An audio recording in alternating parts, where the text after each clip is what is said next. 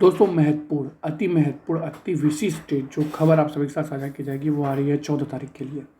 जी हाँ, एनएससी ने एक बार पुनः अपने प्रयास को, अपने संघर्ष को हवा देने के लिए पूरे भरसक प्रयास किए। सरकार या सिस्टम हो, सभी से जो है अपनी मांगों के लिए पूरा का पूरा जो होता है बल के साथ फिर से एक बार जंतर मंतर पर अपने धरना प्रदर्शन और जो सत्याग्रह अनशन है, तमाम तरह के कार्यक्रम है, उसके लिए जो है मंजूरी के लिए पत्र लिखा गया। आपको बताते चले, जैसा कि आप देख सकते हैं यहाँ पर, ये मैं आपको पूरी डिटेल देने वाला हूँ इस वीडियो के माध्यम से। पूरा पत्र के जो कुछ लिखा है उसकी फिर विवेचना करने वाला हूँ विस्तृत रूप में, तो वीडियो को पूरा देखना है आपको। प्रतिष्ठा में यहाँ पर लिखा है माननीय श्री नरेंद्र मोदी जी। दिनांक आप देख सकते हैं 13/14 को ये लिखा गया है। माननीय श्री नरेंद्र मोदी जी माननीय प्रधानमंत्री हैं, जो कि भारत सरकार नई दिल्ली है। जिला भाग्य जिलाधिकारी है। यहाँ पर विषय है न्यायोचित मांगों को मंजूर करवाने हेतु 13 और 14 को देश के समस्त कर्मचारी भविष्य निधि संगठन कार्यालयों व जिलाधिकारी कार्यालयों में समक्ष सत्याग्रह अनशन धरना प्रदर्शन के साथ ज्ञापन सौंपने का राष्ट्रव्यापी कार्यक्रम है।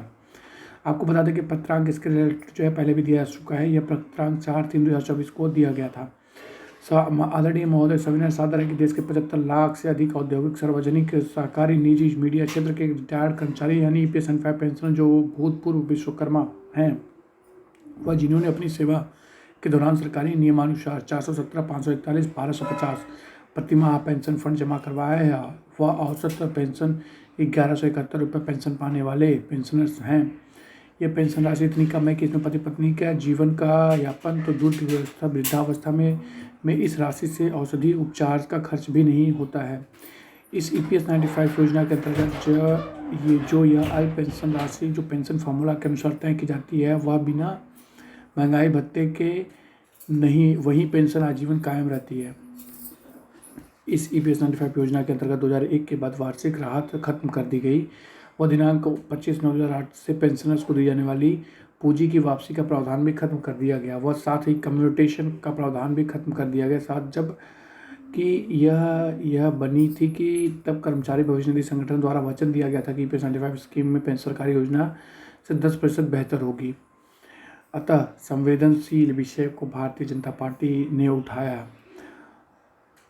राज्यसभा पिटीशन 147 के अनुसार कोश्यारी कमेटी का गठन किया गया। कोश्यारी समिति ने मिनिमम पेंशन को 3000 रुपये करने का और उसे महंगाई से जोड़ने की सिफारिश की गई थी। यह भी सादर है कि भारतीय जनता पार्टी की सरकार आने के बाद माननीय महोदय जी आपने मिनिमम पेंशन को 1000 रुपये किया, तो माननीय महोदय जी शायद उस समय पता ही नहीं होगा कि परंतु ही श्रम मंत्रालय ने एक बड़ा पराक्रम दिखाया और अच्छे भविष्य स्वप्न दिखाकर वह निम्नलिखित बदलाव किए। 1/9/2014 से लागू ईपीएस 95 पेंशन वर्तमान में अंधकारमय कर दिया। पहले ही पेंशन अल्प थी, अब वह उस पेंशन राशि की गणना हेतु 12 महीने के औसत की जगह 60 महीने की औसत गणना शुरू की। वह साथ ही प्रो राटा बेस पर भी गणना शुरू की, जिसका परिणाम यह हुआ कि मासिक पेंशन में 30 से लेकर 35% तक की कमी हो गई। दिनांक 1/9/2014 से वास्तविक वेतन पर उच्च पेंशन का प्रावधान भी खत्म कर दिया। दिनांक 1/9/2014 से नई भर्ती हुई कर्मचारी जिनका वेतन 15,000 रुपये से ज़्यादा है वह ईपीएस 95 योजना से भी बाहर कर दिए गए।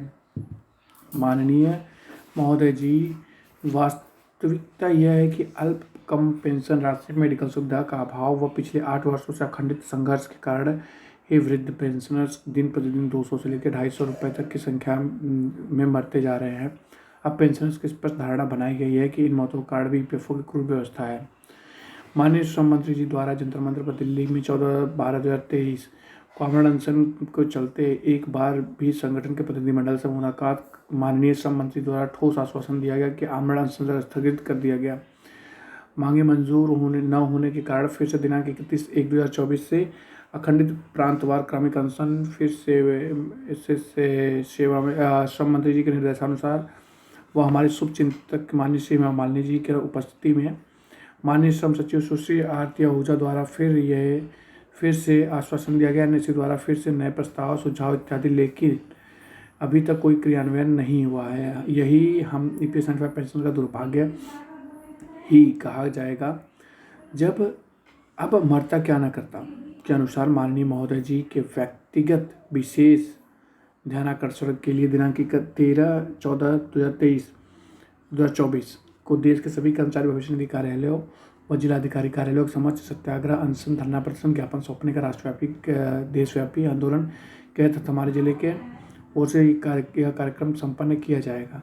इस संदर्भ में संगठन के राष्ट्रीय अध्यक्ष कमांडर अशोक रावत जी द्वारा लिखी गई वो माननीय महोदय जी को पहले ही भेजा गया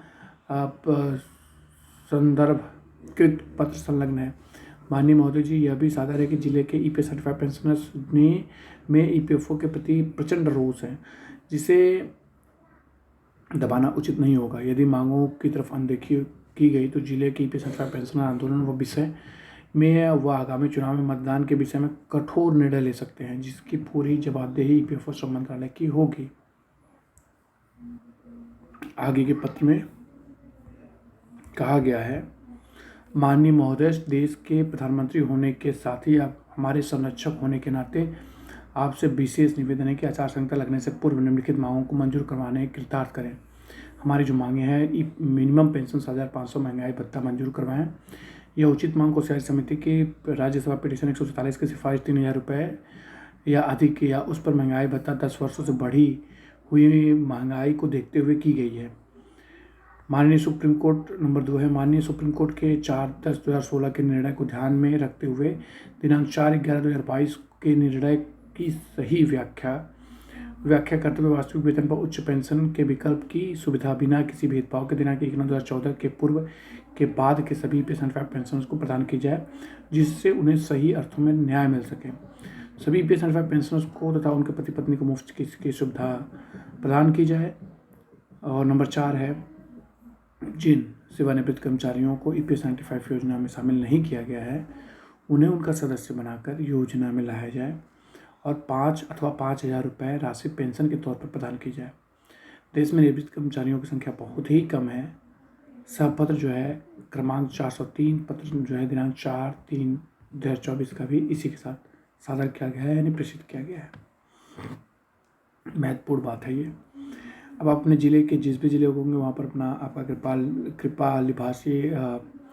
कृपाभिलाषी जिलाध्यक्ष जो भी है सर्टिफाइड राष्ट्रीय संघ संगठन अपना मोबाइल नंबर बाकी चीज़ें जो यहाँ पर लिख सकते हैं। इसकी प्रतिलिपि आप सादर करें। ये जो डिटेल है इन सभी के ऊपर, जैसे आप श्रम मंत्री को भेज सकते हैं, आप हेमा मालिनी जी को भेज सकते हैं, अमित शाह जी को भेज सकते हैं, श्रम सचिव जी को भेज सकते हैं, नीलम स्वामी राव जी को भेज सकते हैं जो कि भविष्य निधि से हैं, अशोक राव जी को भेज सकते हैं, उनकी भी ईमेल आईडी। तो काफ़ी महत्वपूर्ण बात यह है दोस्तों कि इसमें जो इन्फॉर्मेशन दी गई है वो सभी जो 13 को और 14 को सबमिट करने के लिए कही गई है कि अपने ज़िलों के जो नज़दीकी आपके ईपीएफओ कार्यालय हो, जिला मुख्यालय हो, वहाँ पर आप चाहें उचित धरना प्रदर्शन और अपने मांगों को इस तरह से सबमिट करें। यह एनएससी की तरफ से एक महत्वपूर्ण अपडेट था, काफ़ी इन्फॉर्मेटिव वीडियो था। तो आपके जो भी राय होंगे कमेंट में दीजिएगा। अपना बहुत ख्याल रखिएगा। यहाँ तक साथ देने के लिए बहुत बहुत धन्यवाद।